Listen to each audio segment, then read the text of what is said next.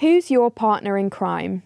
My next guest has found comfort in a toy duck called Quack, and what started as a way to cope with anxiety has turned into a global adventure. 24-year-old Sid Batty has travelled the world with Quack the duck by his side and documented it on social media. He's received millions of views for his vulnerable and honest conversations about mental health. Sid wants to normalise talking openly about people's struggles. I'm Holly Gibbs, and this is the Happy Pod from the BBC World Service.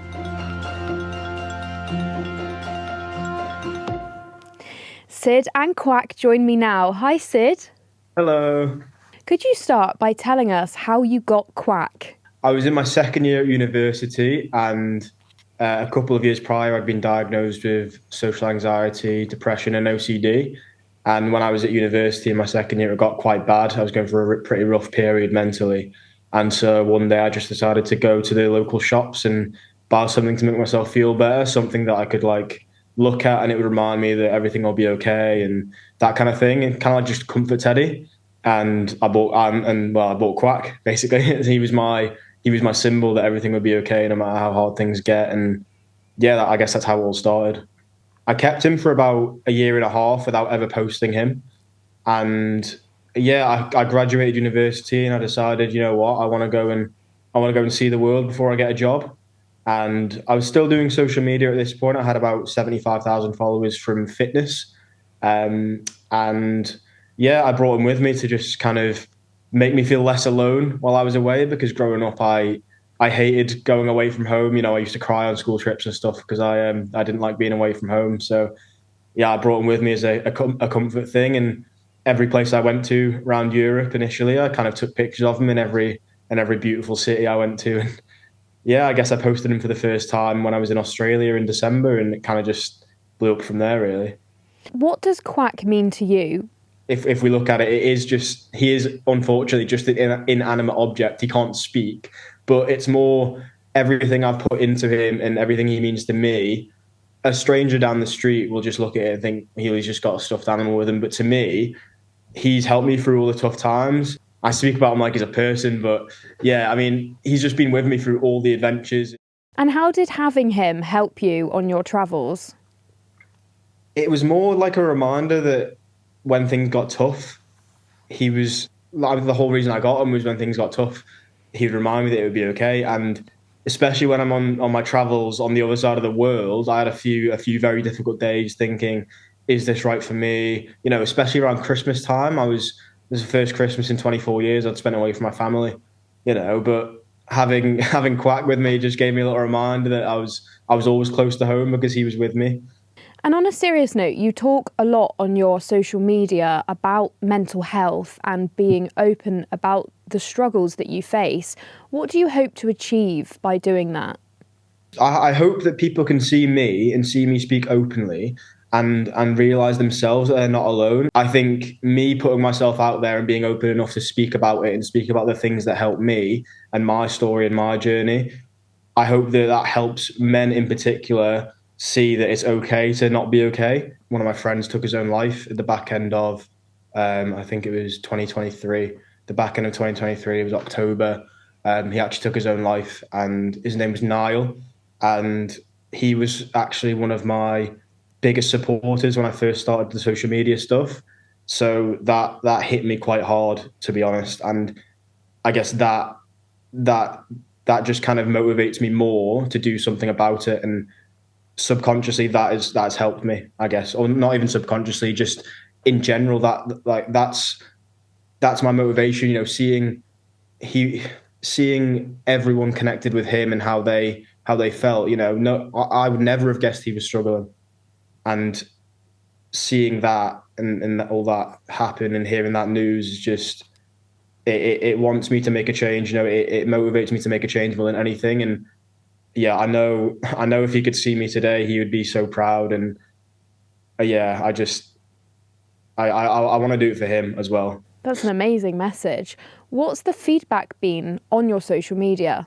It's been incredible. I mean, like I say, I started as a fitness account. So from someone who built their whole following of 75,000 people to fitness content and being strong and looking good and and kind of still portraying that mental health message, but in a different way.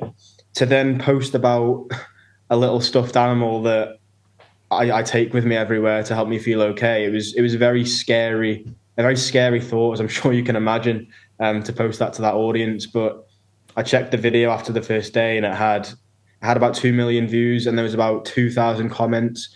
And I was just sat there reading them, and I had the biggest smile on my face because I thought the initial reaction was that it was really cringe and embarrassing and all of that. I thought I was going to have to take the video down, but reading all the comments of support on that first video showed me that, you know what, I can make a change in this world. I can actually have an impact on people by doing this. So yeah, since then it's been an absolute whirlwind, and I feel like my community has good-hearted people, and I think that's what I'm most proud of as well. And having someone say that I've had an impact on them and I've changed their life for the better. And I mean, having a viral video is great. Whatever video gets 1 million views, that's brilliant. But when it's someone pouring their heart out to you personally on a message, that means more to me than any numbers could.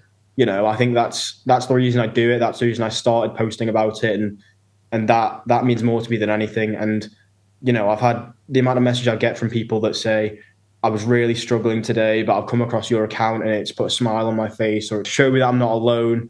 And yeah, it honestly just makes my whole week. I mean, I had the one that sticks out to me. I had a mother message me, and she said that because of me, she's booked her first solo travel trip to help her mental health, and she's taking her daughter's teddy with her. And the teddy has her daughter's ashes in, so she can show her the world. And that, it gives me goosebumps every time I tell that story. But yeah, it's things like that which makes what all the hard work I do for what I do makes it all worth it. Gosh, that's incredible that you've inspired somebody else to do the same as what you did. There's a lot of messages like that, and yeah, it's so overwhelming, like I say. But having that impact on people, and like I say, people telling you from the heart and taking the time out of their day to send you a message, pouring their heart out, telling you how much you've helped them and how much videos you make have helped them. I can't put it into words. It's just overwhelming. What would you say to people that are listening or watching this who don't know how to be more open with their feelings? Think about where you're going to be in 5 years' time and try and act on that today.